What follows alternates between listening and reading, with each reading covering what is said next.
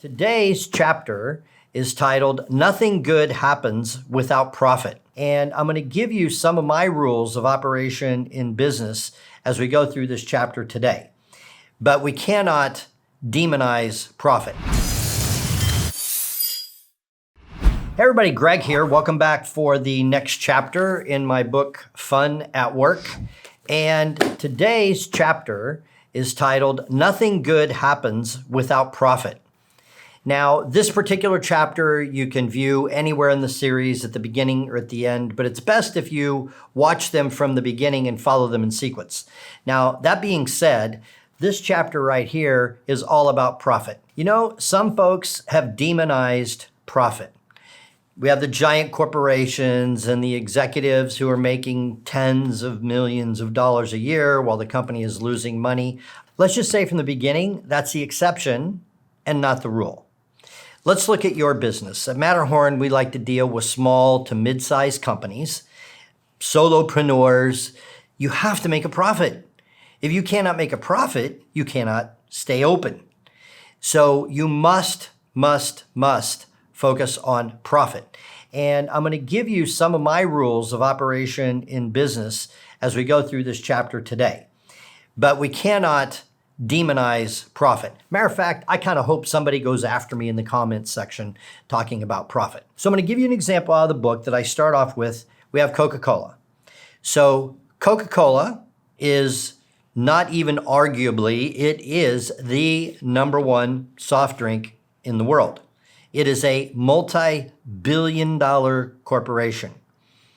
Do you know that you and I, who like to drink Coke, need Coca-Cola to make a profit? Now, maybe you go to a vending machine and the Coke is $1.50. Maybe it's $2.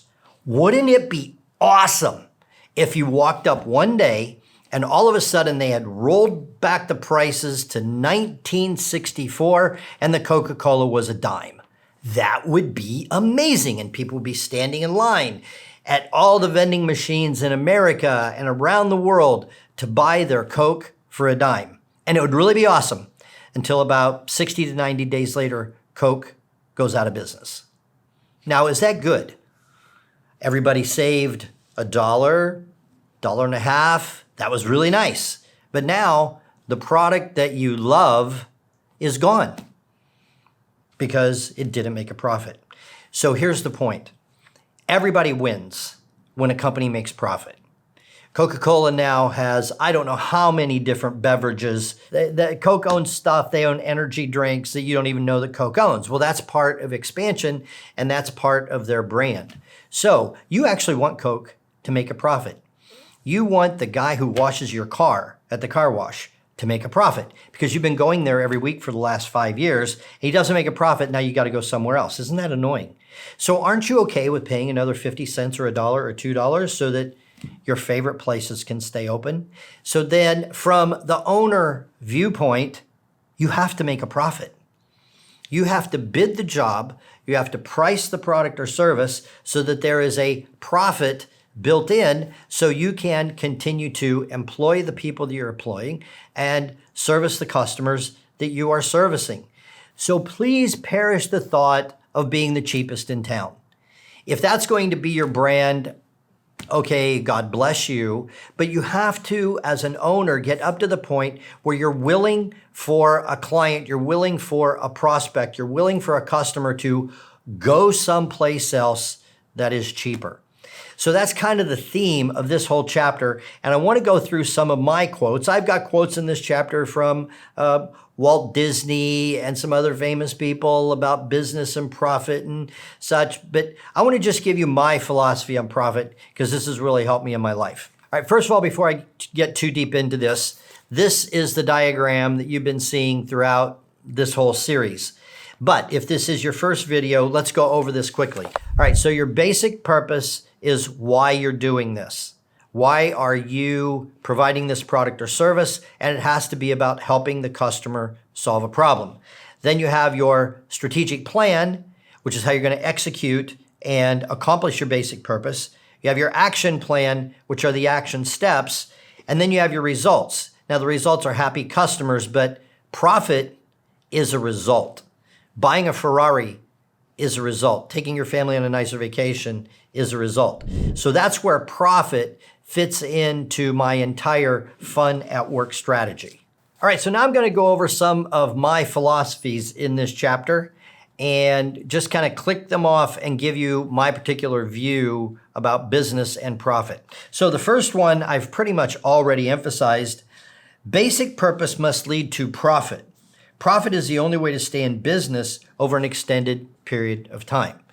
So you can't just randomly pick what you're charging for a product and service. You have to sit down, figure out how much it's going to cost. And at Matterhorn, we are mentoring many different businesses, restaurants, landscape architects, etc., even a few chiropractors. So we have to take a look at like what is the cost of the product or service and how much do we have to charge so that we can make a profit.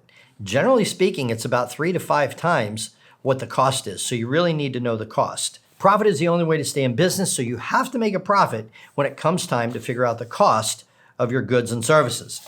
Now, I've already mentioned this before talking about Coca-Cola, but here's my next philosophy. It is best for everyone for a business to make a significant profit. That's how it can significantly expand. Okay, this is the next basic concept. It kind of goes without saying, but this is something that is so commonly overlooked, it's sad.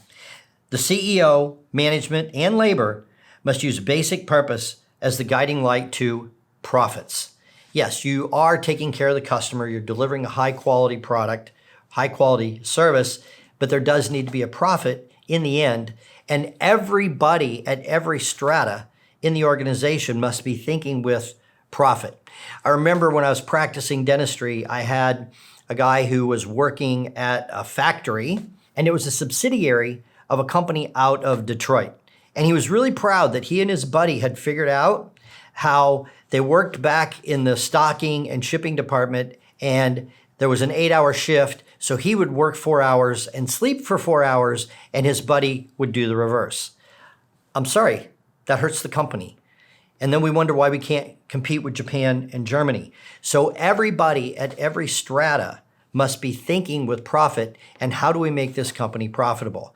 Now, again, I know that there are unethical executives who are ripping off the company.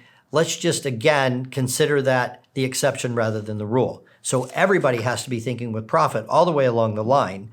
And if you have someone who has boots on the ground, they're watching waste in the shipping department, then they need to report that to the managers. The managers need to report it to the CEO so it can be corrected because it's wasting the company's money. Okay, here's the next one. Good executives must maintain the delicate balance between top-notch customer service and profit. I call this the tight wire walk across Niagara Falls. There must be a balance between giving the customer everything they want and making a profit. Now, you're always going to have the customers that come in and they have to have the cheapest product. They have to have the best service. They're going to want to be paying for the Motel 6 product and service and receive the Hilton and Waldorf Astoria service. All right, so I have a viewpoint about those particular customers that have to have it the cheapest and have to have it their way. The customer that has to have the best deal in town can go to my competitor and help him go broke instead of me.